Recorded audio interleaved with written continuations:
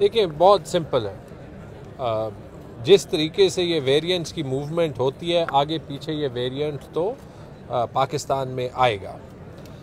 جو بات ضروری ہے کہ لوگ سمجھیں وہ یہ ہے کہ ہماری سب سے اچھی ڈیفنس ابھی ویکسینیشن ہے۔ اگر ہم یہ گارنٹی کرنا چاہتے ہیں کہ پابندیاں لگنے کا خطرہ نہ ہو، کہ ہاسپٹلز پہ پریشر کم سے کم ہو، تو ہم ریکویسٹ کریں گے کہ جتنے بھی لوگ ان ویکسینیٹڈ ہیں اور جیسے ہی جو ہے وہ بوسٹر ڈوزز کی پالیسی کے امپلیمنٹیشن شروع ہوتی ہے کہ سب لوگ جو ہے وہ اس پہ حصہ لیں۔ میں خراج تحسین پیش کروں گا ہیلتھ ڈپارٹمنٹ، ایڈمنسٹریشن اور عوام کو بھی کہ جس ریکارڈ تعداد میں وہ ویکسینیشن مہم میں حصہ لے چکے ہیں، تقریباً 20 ملین 2 کروڑ ڈوزز ہم آلریڈی اس صوبے میں دے چکے ہیں۔ ہمارے ایسے ڈسٹرکٹس ہیں اپر چترال جہاں پہ تقریباً 85% لوگوں نے ویکسین لیا ہے، لیکن جن نے دوسرا ڈوز نہیں لیا ان کو ریکویسٹ ہے کہ امیڈیٹلی دوسرا ڈوز لے۔ جن لوگوں نے پہلا ڈوز نہیں لیا ریکویسٹ ہے کہ پہلا ڈوز لیں۔ دسمبر میں ہم خاص ویکسینیشن کیمپین کو دوبارہ سے جو ہے وہ تیزی پہ فوکس کر رہے ہیں۔ 7.6 ملین ڈوزز لگانے کا ارادہ ہے۔ زیادہ فوکس سیکنڈ ڈوزز پہ ہے، سوائے ان ڈسٹرکٹس کے جہاں پہ پہلے ڈوز کی کارکردگی صحیح نہیں رہی۔ ہیلتھ سسٹم ماشاءاللہ ہمارا تیار ہے، 4 جو ہے وہ لہروں سے مقابلہ کر کے ٹریننگ ہو چکی ہے، ہاسپٹل کیپیسٹی بہت بڑھ چکی ہے، لیکن اس وقت عوام کا، میڈیا کا، سب کا جو زیادہ فوکس ہمیں چاہیے، جو مدد چاہیے وہ ویکسینیشن کیمپین پہ ہے۔ ضرور جو ہے اگر آپ کسی کو جانتے ہیں جو ویکسینیٹ نہیں ہوئے، اگر آپ خود ویکسینیٹ نہیں ہوئے، اگر آپ نے اپنا سیکنڈ ڈوز نہیں لگایا، اور میں خاص طور پہ نوجوانوں سے اپیل کروں گا کیونکہ جو ایک طبقہ ہے جہاں پہ ویکسینیشن ریٹس کم ہیں وہ لوگ ہیں جن کی 30 سال سے کم عمر ہے۔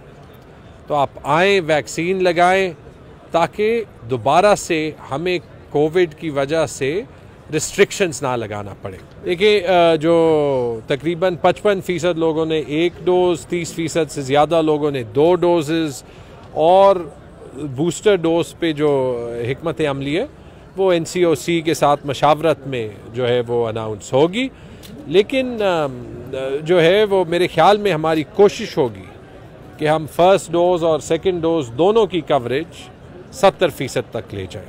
دیکھیے 2 چیزیں، ایک تو ہمارے معاشرے میں، ہماری سوسائٹی میں نے پہلے بھی یہ کہا ہے کہ ڈسپلن اور امپلیمنٹیشن کی کمی ہے۔ اس کے باوجود ہم نے اتنے بہتر طریقے میں اس گلوبل وبا کا مقابلہ کیا ہے، اس کا کریڈٹ عوام کو بھی جاتا ہے، میڈیا کو بھی جاتا ہے، گورنمنٹ کو بھی جاتا ہے، ہیلتھ ورکرز کو خاص طور پہ جاتا ہے۔ اگر ہم پابندیوں پہ کم فوکس کرنے کی پوزیشن میں ہیں وہ اس لیے کہ زیادہ تر جو لوگ نکل رہے ہیں وہ ویکسینیٹ شدہ ہیں، ٹھیک ہے، لیکن جب نیا ویریئنٹ آتا ہے تو اس کا بیہیویئر مختلف ہوتا ہے، ویکسینز کی جو ایفیکٹونیس ہوتی ہے وہ تھوڑی کم ہو جاتی ہے، ٹھیک ہے، جن لوگوں کو نہیں افیکٹ کیا ہوتا ہے ان کا افیکٹ ہونے کا رسک زیادہ ہو جاتا ہے۔ تو میں یہی کہوں گا کہ اگر لوگ یہ چاہتے ہیں کہ پابندیوں کی انفورسمنٹ دوبارہ سے سختی سے نہ کرنی پڑے، کہ اگر ہم یہ چاہتے ہیں کہ کہیں یہ خطرہ نہ ہو کہ دوبارہ سے مائکرو لاک ڈاؤنز اور سمارٹ لاک ڈاؤنز اور خدا نخواستہ بڑے لاک ڈاؤنز لگیں، کہ جب حالات برے ہو جاتے ہیں تو اس وقت تو پھر مجبوری سے کرنا پڑتا ہے، تو اس کا ایک ہی حل ہے، اور میں بار بار آن میسج ہی رہوں گا کہ یہ ویکسینیشن مہم کو آپ نے سکسیسفل بنایا ہے اور ابھی مزید سکسیسفل بنائیں تاکہ کوئی بھی بندہ نہ رہے جو ویکسینیٹ نہ ہوا۔ ہم نے آلریڈی آئیڈینٹیفائی کیا ہوا ہے کہ کہاں کہاں پہ پریونٹیو ایکٹیویٹی سیزن سے پہلے لینی ہے، کیونکہ جیسے آپ نے کہا وہاں پہ ہوتا ہے۔ دیکھیں ڈینگی اس سال شاید زیادہ اس لیے ہوا کیونکہ یہ بھی سائیکلز میں جاتا ہے، اگر ایک سال جو ہے وہ ڈینگی کا لوڈ زیادہ ہوتا ہے تو پھر اگلے سال 2 سال کم ہوتا ہے. لیکن ماشاءاللہ اگر اس سال آپ ایکچوئل جو ہاسپٹلز پہ مینجمنٹ دیکھیں تو شاید یہ بہترین جو ہے وہ مینجمنٹ تھی. آپ پچھلی لہروں سے مقابلہ کریں. انشاءاللہ اگلے سال جو ہے وہ پریونٹیو کام بھی بہتر ہوگا اور بھی بہتر ہوگا. ہاسپٹل مینجمنٹ تو میں یقین سے کہہ سکتا ہوں کہ اور بہتر ہوگی, کیونکہ جو ہم ہیلتھ ریفارم اوور آل کر رہے ہیں, کنٹینیوسلی کوشش کر رہے ہیں کہ ہمارے ٹیرشری hospitals, secondary hospitals, primary health care centres اور جو صحت کارڈ کے تھرو جو ہم نے پرائیویٹ ہاسپٹلز کو بھی سرکاری نیٹ میں شامل کر دیا ہے کہ یہ مل کے ایک بہترین ہیلتھ سسٹم کے طور پہ کام کریں.